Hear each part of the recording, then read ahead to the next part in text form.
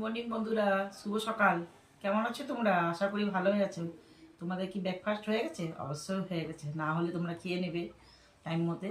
দেখো বন্ধুরা, আজকে সকালে আমি কি বানিয়ে নিয়েছি আমার সকালে ব্রেকফাস্টে।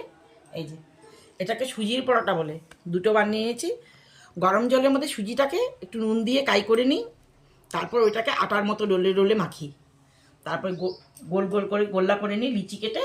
তারপরে আটার যে রুটি বেলে আটা দিয়ে বেলেছি গোল গোল করে, যতটা পেরেছি গোল করে বেলেছি।